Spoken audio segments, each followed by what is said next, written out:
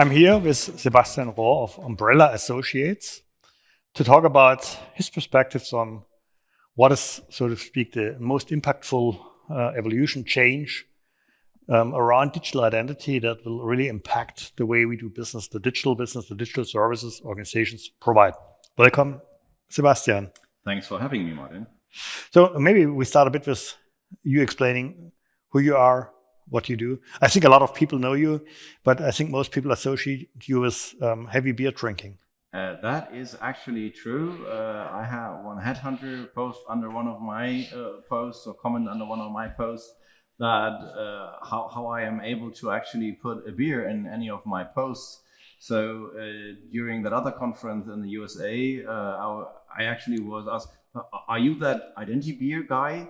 And yes, for all of our viewers here, hashtag identity beer. That's sort of what we do.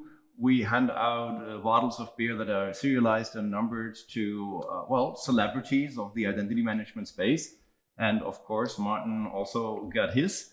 That is a reputation. But we call that liquid networking. Yes, exactly. I think the point is networking. I think what you're doing is really helping building and maintaining the community, which is important. Yes. So yeah. Aside of that, what you're doing as well?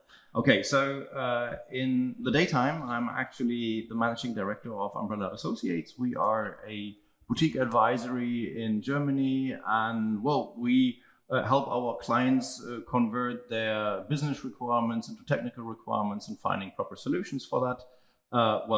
Of course, leveraging all the great content that analysts like yourself and your colleagues produce, and then putting that into action by selecting the right technologies to deploy.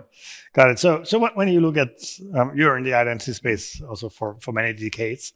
So what is it, what you feel is the big thing? I think in the last 2 or 3 years after the pandemic, we really feel that identity management became center stage. It is not that authentication, log on password thing that was a nuisance, that was just a technical issue. People have come to realize that digital identity is really core and center and the foundation for everything that we do in the new modern business world.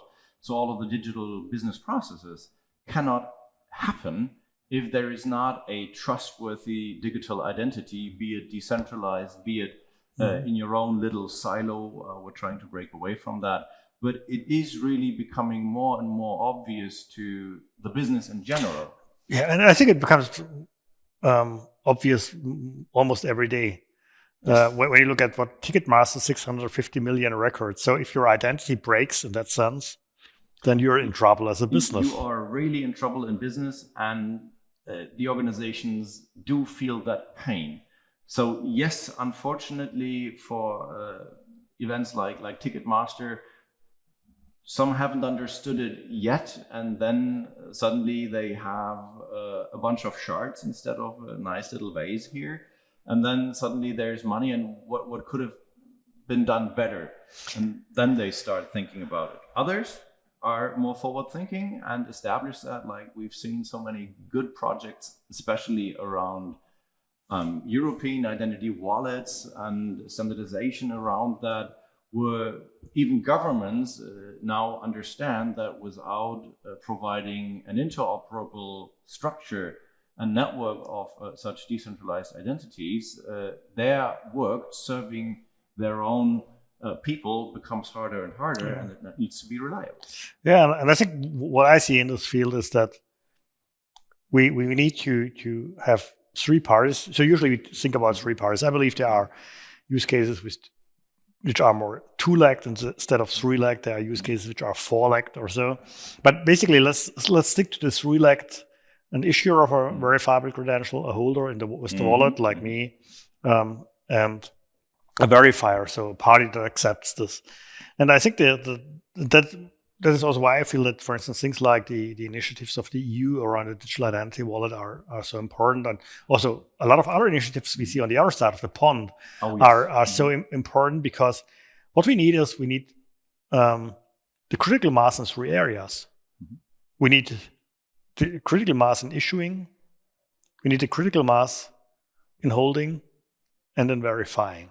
It's a two-sided market, and this is very important. I cannot just quite say whom this is attributed to, but to be successful in that whole space, you need to make sure that both the supply side and the consuming side are equally served by what you are doing. And I think, especially here in Germany, we did really mess up. We created a great EID 15 years ago, and then some of the authorities put a really huge barrier in front. So to read that credential, you had to pay up front $50,000.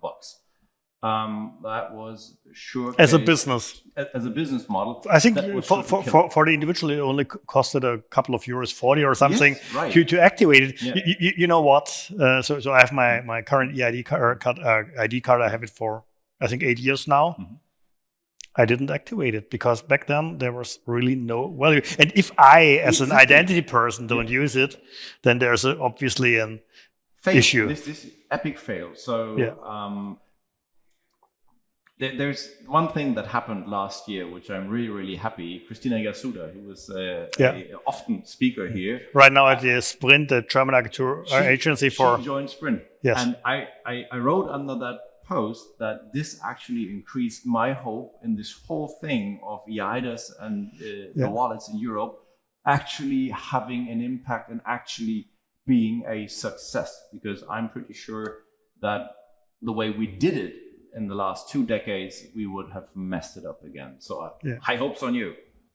Yeah, it will be very interesting. I talked in my keynote today about the risk of that we have the wallet as the new silo. Yeah. So we need interoperability, not only about wallets. So I can use my German wallet in France. We need interoperability of the verifiable credentials, which can easily flow from wallet to wallet and back and be synced, etc. Mm-hmm. I think if we don't solve this, we are in trouble. Absolutely. The interoperability is key, and having that network of interoperable wallets is really important. And as you said in your keynote, I don't want to use 30 wallets, maybe 2, maybe 3, for the different personas that you also pointed out. That is absolutely valid. I maybe want a personal wallet. I maybe want a work wallet. Maybe I need a different wallet because I am the team lead of my tennis club. So I need to put in all the points that we made or lost. Absolutely okay to then have multiple wallets for my different aspects of my social life. But I definitely don't want to juggle like 15 or 20 of those. And I don't want to do a strong verification for the recurring attributes which are in every of these wallets. So I want to say, this is Martin, he lives here.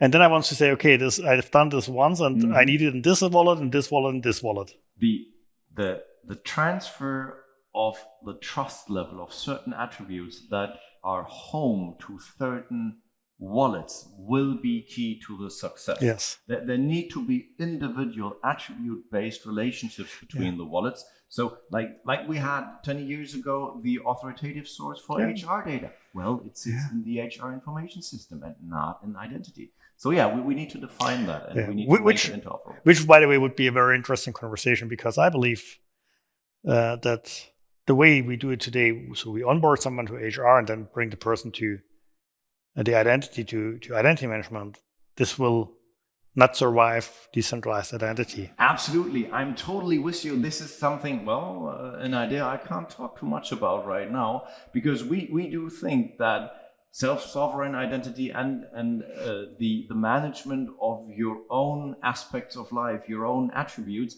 and being able to grant them to a possible new employer right from the security and safety of your own wallet is the game changer in the whole thing, right in the application process. Yeah, exactly. And we need to reconstruct applications, as I've said in my keynote as well.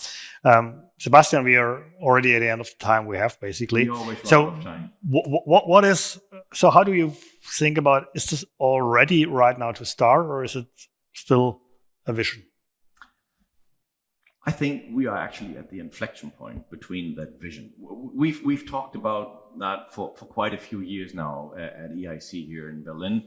And I strongly believe that with the growing number of attendees and stuff, we are at that inflection point. We reached that tipping point where the demand from the market is actually there, and all the pretty stuff that all the experts have developed right now are seeing demand and market pull. So that equilibrium between supplying technology that searches for a use case and actual market demand is at top level, and it's up to us experts to make that happen and to convince the markets that the time is now. And there's so much business potential.